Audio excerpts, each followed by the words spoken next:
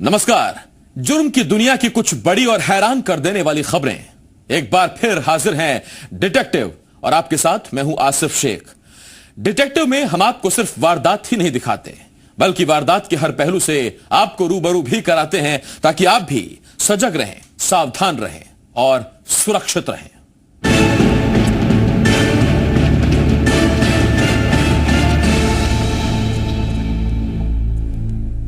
Detective में आज सबसे पहले बात एक धोखेबाज दुल्हन की।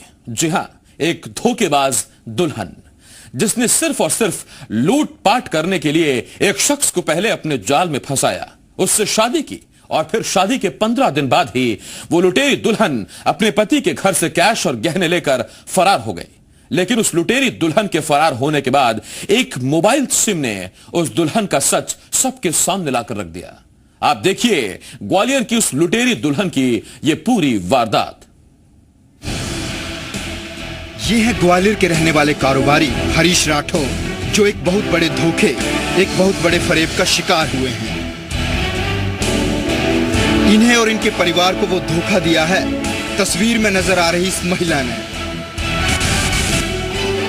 इस महिला का नाम है दुर्गेश नंदिनी, और ये महिला कोई और नहीं, हरीश के मुताबिक उसकी पत्नी है, जिसके साथ उसने कुछ वक्त पहले शादी की थी। लेकिन हरीश की ये दुल्हन लुटेरी निकली। जी हां, हरीश के मुताबिक दुर्गेश ने उसके साथ शादी का नाटक किया।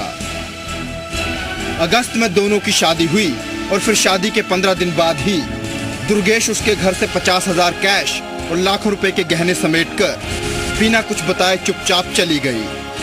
और 10 तारीख को ये ब्यूटी पार्लर का कह के ब्यूटी पार्लर जाती थी, ब्यूटी पार्लर कह के चली गई और उसके बाद कभी वापस नहीं आई। और मैंने फोन लगाया तो मुझे उल्टी धमकी देती, मैं तुम्हारा केस प्रकरण दर्ज करा दूंगा, तुमने मेरी रिपोर्ट करी तो।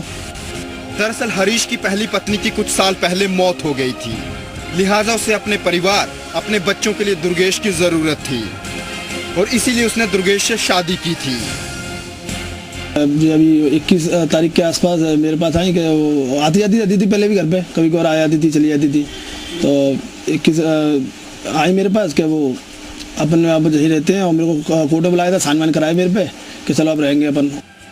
दुर्गेश से धोखा खाने के बाद हरीश ने जब उससे संपर्क करने की कोशिश की तो उसने उसे झूठे केस में फंसाने की धमकी दी। इस बाबत हरीश ने ग्वालियर पुलिस से भी मदद लेने की कोशिश की, लेकिन आरोप है कि पुलिस ने भी उसकी मदद नहीं की। ऐसे में हरीश को समझ नहीं आ रहा था कि आखिर वो करे तो क्या करे।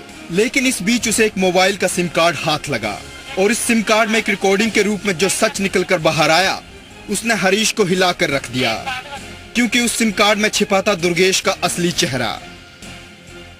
कोर्ट कचहरी के चक्कर में मैं रहती ना, और तुम लोग पक्को काम करवाते, तो मैं कोई भी चीज भाभी निकाल नहीं पाती। मैं ये अपना दिमाग बहाल होती ना जल्दबाजी में, लेकिन मैं अपने ठंडे दिमाग से कर रही हूँ सब करती। वो मेरे हाथ में आ गई है, जो मैं चाह रही थी वो 2-3 चीजें और रह गई है मेरी।